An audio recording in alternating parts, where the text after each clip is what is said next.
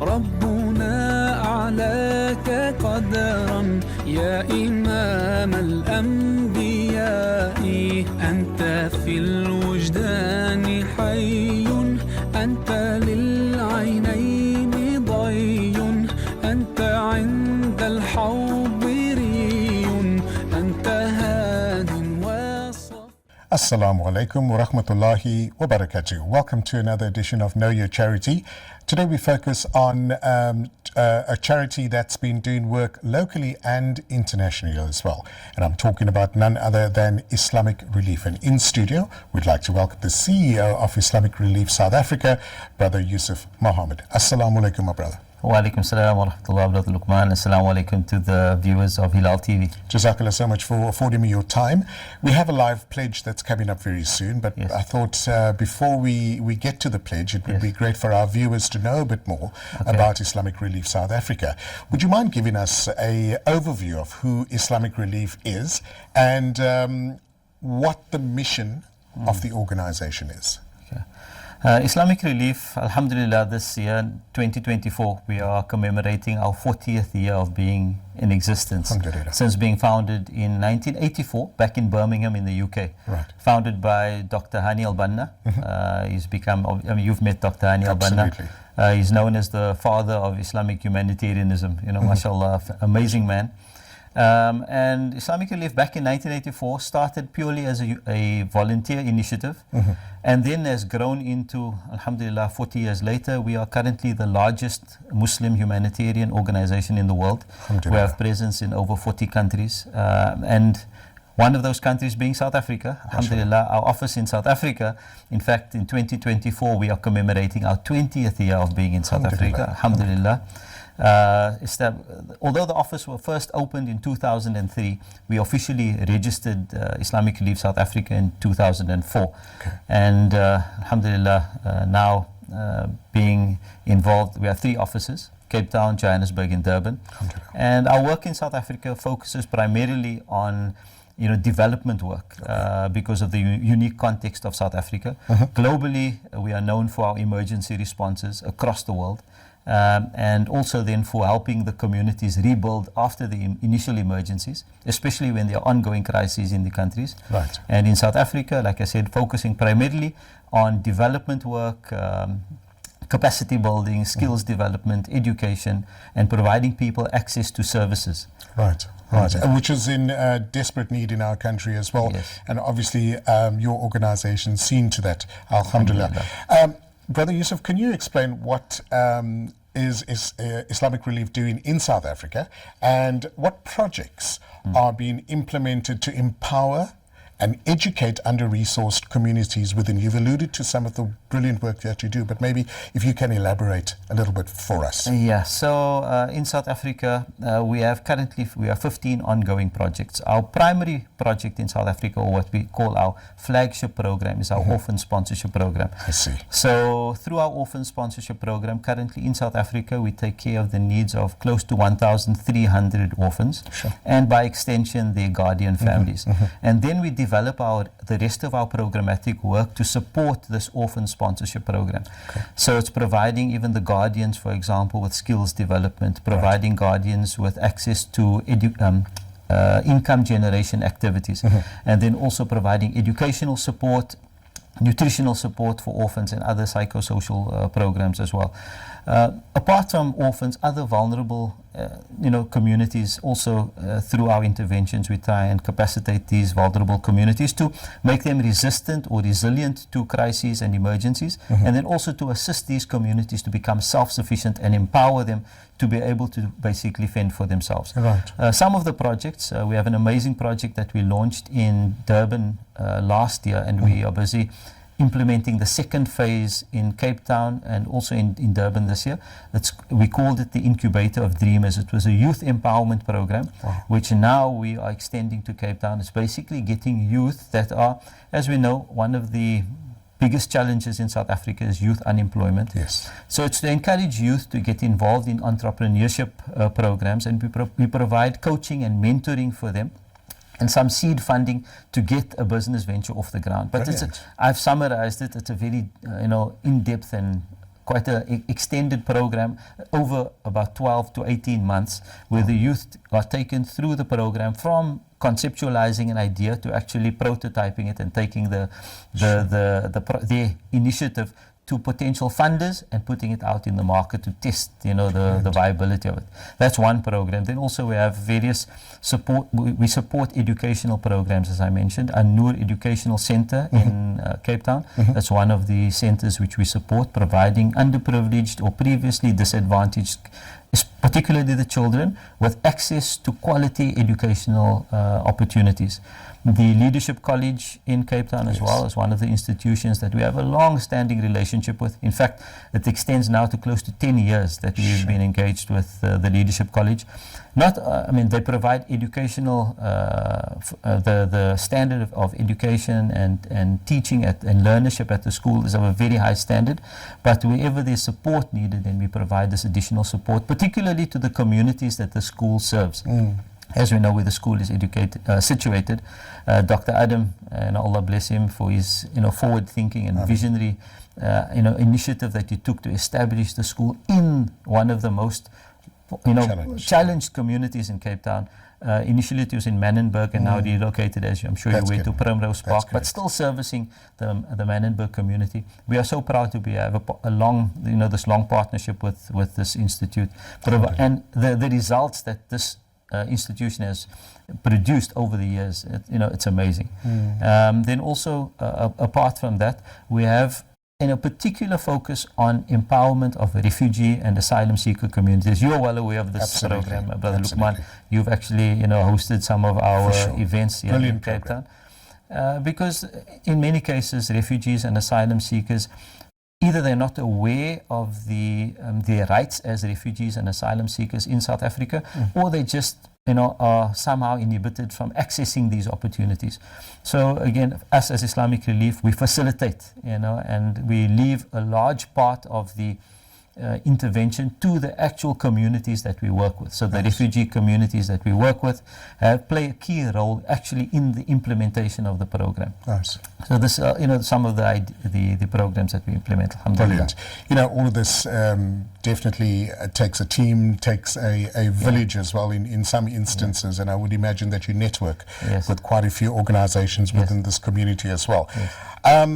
Speaking about some of the work you do overseas, because I know it's very integral, and for 40 years there were so many projects that you've been part of, but what global emergencies is Islamic Relief currently responding to? SubhanAllah, as we know, everybody is aware of what's happening in Gaza at the moment. It is a crisis which I think it's unbelievable that a crisis of this magnitude is taking place in the 21st century during our lifetimes. And it's something that one could never have imagined.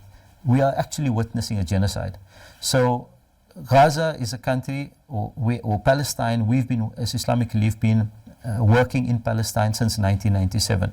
So we were there when this last escalation took place in October. Our teams were there, our staff live there with their families, and we have been responding since then. We're still responding on a daily basis to the needs of the most vulnerable people. Even our staff, while themselves being in a vulnerable situation, they are assisting others because that's what they signed up to do. As you mentioned, our mission is to serve the most needy and vulnerable people, regardless of race, religion, culture, ethnicity, anywhere and everywhere they are in the world. And alhamdulillah, for the last 40 years we've been doing that. Gaza is one case. We know of the ongoing violence in Sudan. So Islamic Relief is responding to the vulnerable communities there. In the East, the Horn of Africa, East Africa, there's been a prolonged and protracted drought. We've been responding to that for over 10 years. We've been, in fact, Sudan was one of the first countries where Islamic Relief established an office.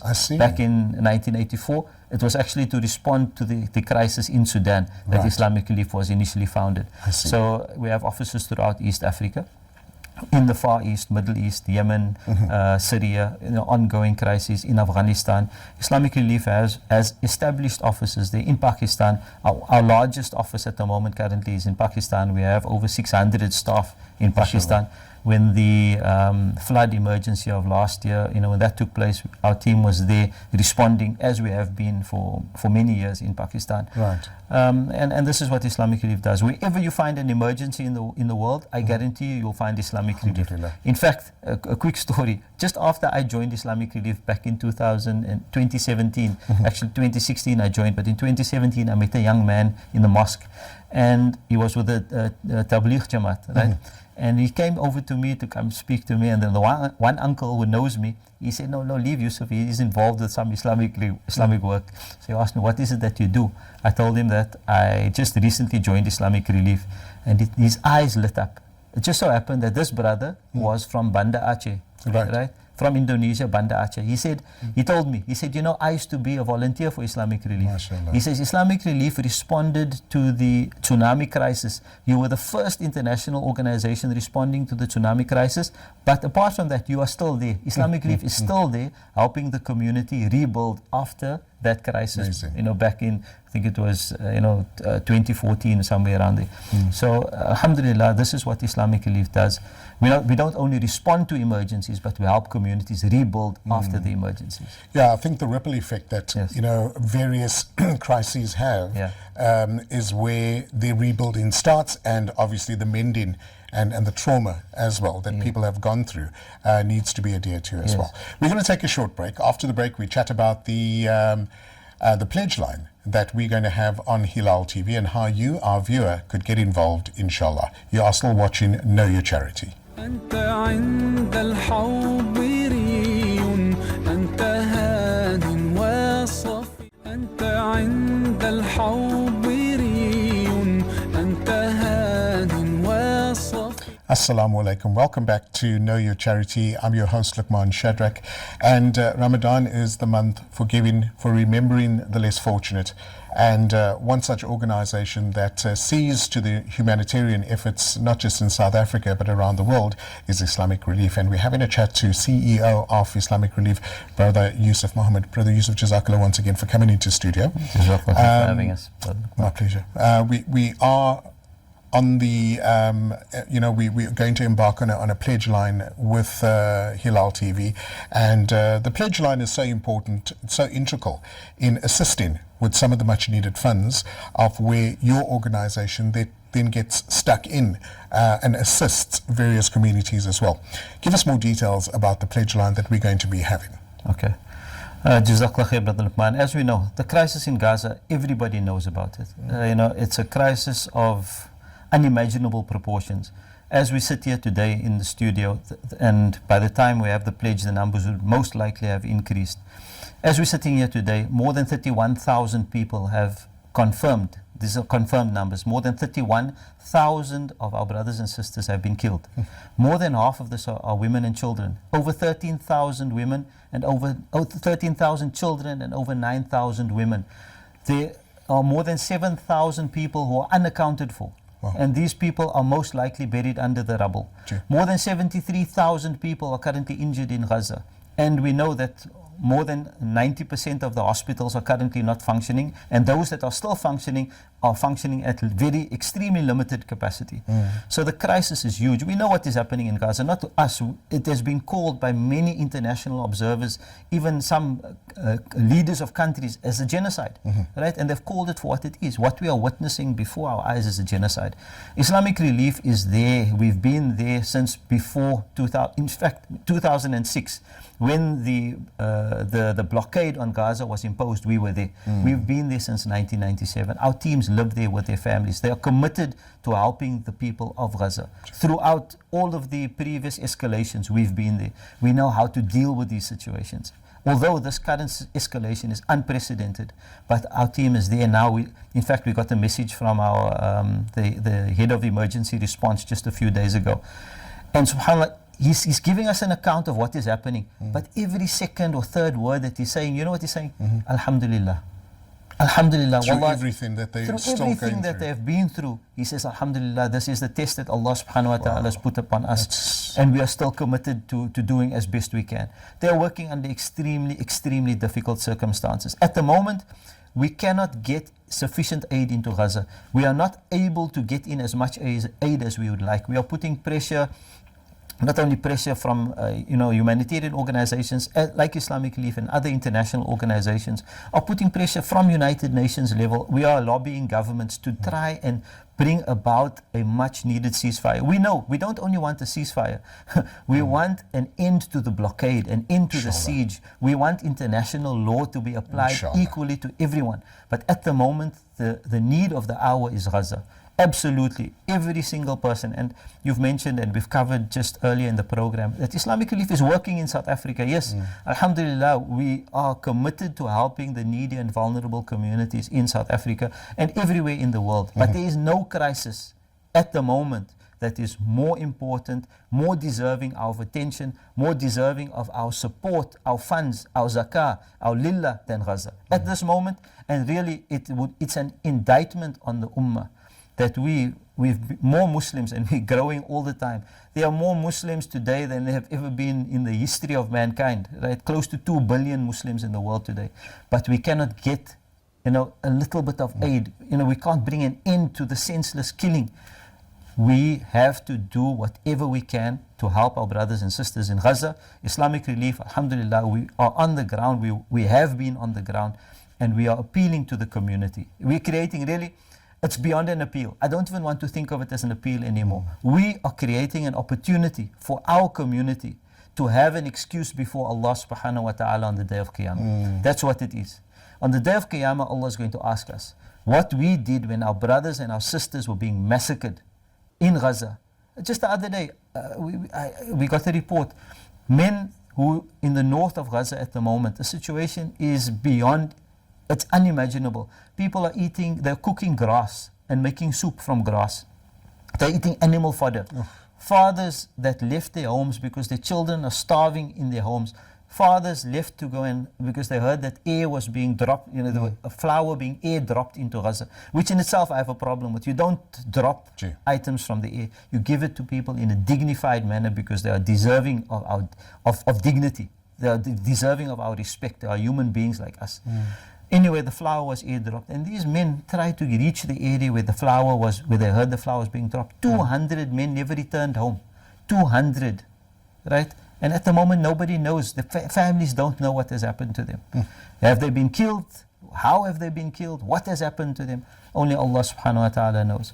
And this situation, inshallah, we and now in Ramadan, apart from the appeal for the donations and the funds, which really is a right of our brothers and sisters in Gaza, we don't want to mince words. Of course. It is the right of our brothers and sisters in Gaza for us to support them. Of course. The pledge line that we are going to be having in a couple of weeks, days away. Yes. Give us more details on how our viewer could get involved and during what times will be available. As you know, Brother Luqman, Ramadan, it is the best month of the year. Alhamdulillah. In this month, the best 10 nights of the year is in the last 10 nights of Ramadan. And we know in the odd nights of the last 10 nights is the best night of the year, during which any good deed that you do, you worship Allah on that night. It's like worshipping Allah, as Allah subhanahu wa ta'ala says in the Quran, 1,000 months. Right? Most scholars identify this night based on authentic hadith as being the 27th night. Alhamdulillah, traditionally Islamic Relief has reserved this night, as a special night to appeal. We could be in the masjid, we could be engaged in our own acts of ibadah, but we realize that we have an opportunity on this night to bring about khair, to be the initiators and the facilitators of khair for our communities. So on the 27th night, inshallah, we are going to be hosting a pledge for Gaza, here live on Hilaal TV, and we appeal to the viewers of Hilaal TV. On that night, yes, you could be doing your acts of ibadah, and please, we're not discouraging you from that, but even Rasulullah sallallahu alaihi wasallam said to walk with your brother in his time of need, to walk with him, to fulfill that need, it is better for you than spending i'tikaf in my masjid, right? And some riwayat mentioned like a number, not only one night, like a number of nights, I don't know the exact number, but this hadith draws our attention to the importance of being there for our brothers and sisters during their times of need. And now there is no greater need. We've seen the videos, Brother Luqman. Absolutely. And we should never become desensitized to it. We should never feel that fatigue of watching those videos, because we need to remind ourselves that our brothers and sisters in Gaza have a right over us. They are going to, on the day of Qiyamah, there is no doubt, they will ask Allah subhanahu wa ta'ala and bear test. I read the ayah from the Quran the other day, where Allah subhanahu wa ta'ala says, against each people He will bring a witness. It's an ayah that actually made Rasulullah sallallahu alaihi wasallam cry. He said, Allah subhanahu wa ta'ala says, against each people Allah subhanahu wa ta'ala will bring a witness. And He will bring the Prophet sallallahu alaihi wasallam as a witness against these ummah. Right? The people of Gaza, we ask Allah that on that day, when we will ransom our children and our mothers to save ourselves from Allah's wrath, that on that day we have some excuse before Allah, that when our brothers and sisters were being killed, that we did something. We did something. And we are giving our community, alhamdulillah, 27th night, tune into Hilaal TV and be part of this night of khair, where you do good on this night, and inshallah, Allah, and He is most generous, that He grants you the reward of having done that good on for 1,000 months. Ameen. Inshallah. Ameen. And that's on the 6th of April. 6th of April, inshallah, corresponding to the night of the 6th of April, inshallah. Inshallah. We also encourage in our viewers to not our local views, but our international views as well. We've got family, friends, social clubs, people that you work with, interact with, do business with. Let them know about the pledge, because our rands can go so much, but the dollars and the pounds and all of that stretches a lot more. Wallahi, Brother Luqman, I can tell you, a story that I heard firsthand from our head of programs. Actually, he is the head of programs of our Syria office. He told me, Brother Yusuf, don't ever think that is the amount that you give. Yes, at the moment now, Gaza is going to need billions to rebuild. Absolutely. Billions, Absolutely. right? Yeah. So the need for funding is there. But he said, don't ever think that it's the amount that gives. It's the sincerity with which the donor 100%. gives. He said himself, time doesn't allow us, but maybe on the night of the pledge, Inshallah. and maybe that's an incentive for people to tune to, for me to tell that story of how he gave an example of how it's not the money, the amount, it's the sincerity with which someone gives that actually brings about a huge impact on the ground, inshallah. Inshallah. Brother Yusuf, jazakallah so much. To all yourself and the team, may all your projects go from strength to strength, inshallah. We encourage our viewers to tune in on the 6th of April, the 27th night of Ramadan, inshallah. Contribute where you can.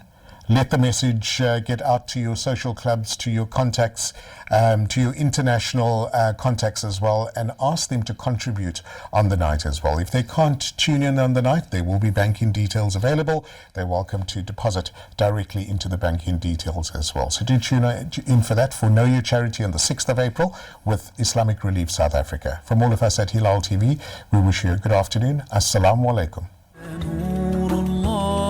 فجرا جئت بعد العسر يسرا ربنا أعلاك قدرا يا إمام الأنبياء أنت في الوجدان حي أنت للعينين ضي أنت عند الحوض